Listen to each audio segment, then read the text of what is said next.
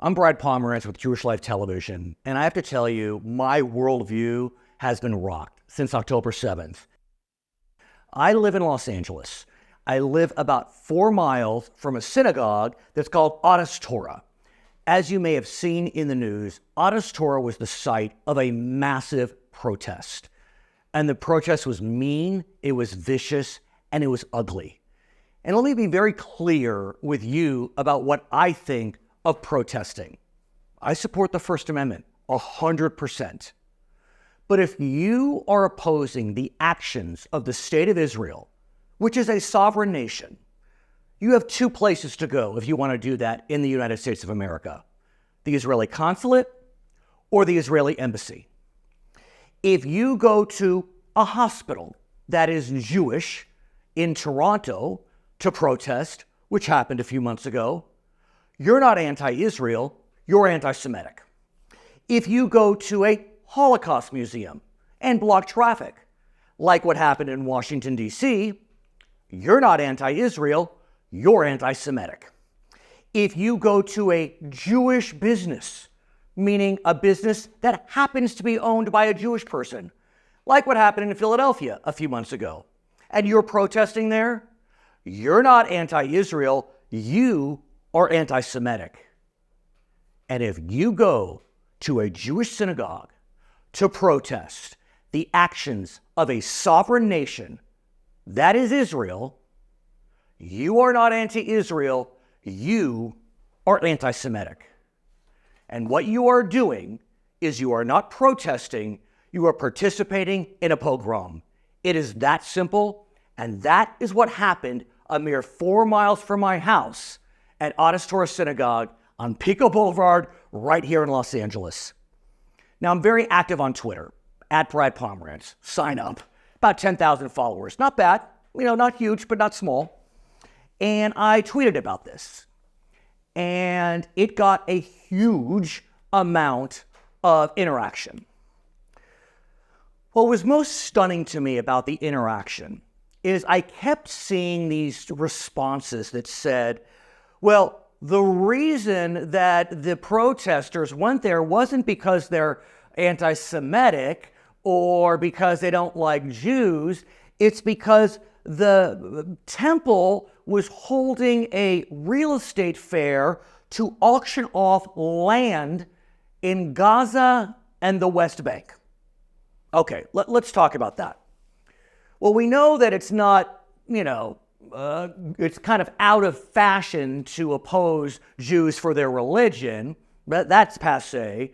For their race, well, we're not a race, so that's not going to work.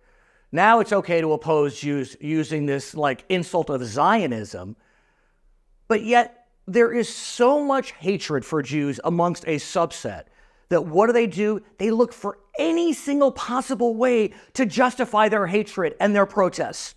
And what was that? There was an auction of land at the synagogue in Los Angeles, in Gaza and the West Bank. Well, I will just tell you that has been completely debunked. Completely debunked. Yes, there was a meeting about real estate in Israel. Israel proper. Not the West Bank, not Gaza, not disputed territories, just the land of Israel. And let me remind you about the land of Israel, as the entire world is exploding about the actions of Israel, which are not perfect. No nation is perfect. Israel is the size of New Jersey. The population of Israel is smaller than my Los Angeles County. There are 10 million individuals in Los Angeles County. There are 9 million individuals in Israel, and that includes 2 million Israeli Arabs, who, by the way, are citizens. So it was and continues to be incredibly disturbing to see these made-up somehow justifications to target a Jewish synagogue in a Jewish neighborhood of Los Angeles under this myth of some real estate sale in Gaza or the West Bank. Now, I get a lot of hate on Twitter. I do. It's stunning. But this had to be one of the worst that I got just the other day in connection with, let me hold it up right here. You see that? Let me read this. We are going to get every Jew out of this country. Leave now if you want to leave breathing. Yeah, that's the type of hate that Jewish Americans are receiving after the worst attack on the Jewish people since the Holocaust on October 7th. So these protesters make up a false reason for picketing and protesting at a synagogue on Pico Boulevard. And what do? They block the entrance, they use bear spray, they engage in violence, they beat up people, Jews, Jewish Americans. It got ugly. And the point is, it wasn't a protest, it was a pogrom. And that's what these folks are doing. That they're not protesting, they are engaging in actions to harass and intimidate and beat Jewish Americans. And it is unacceptable. Stop looking for reasons to find a way to somehow figure out how can I protest against the actions of Israel. These are your fellow citizens, my friends. Jewish Americans are Americans. We're 2% of this country. When you attack us, you're attacking Americans. I love Israel. I'm not a citizen of Israel. I really can't be blamed for the actions of the state of Israel. I support Israel, but that's just like I support France. I shouldn't be attacked for the actions of France. I support Ukraine. I shouldn't be attacked for the actions of Ukraine. And yet somehow, some way, Jewish Americans are being blamed for the actions of a sovereign nation 10,000 miles away. Now, the reaction to this incident has been swift.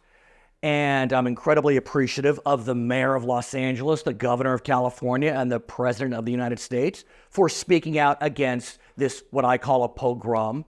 I just want to digress for a second and mention, I know we're angry. I know we're frustrated. But calls to the president and the governor to do something, you're just calling the wrong folks. Look, I used to be a lawyer, and the reality is, under our system of government, it's known as federalism. The federal government has very little authority to do much about protests locally in Los Angeles. Even the state government doesn't have much power to do anything about a protest in Los Angeles. You want to really focus your attention on who should be doing something to try to stop these protests or arrest these protesters. If they occur in Los Angeles, talk to the city of Los Angeles and the county of Los Angeles.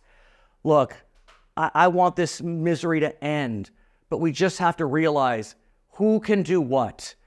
For protests, you gotta turn to your local authorities.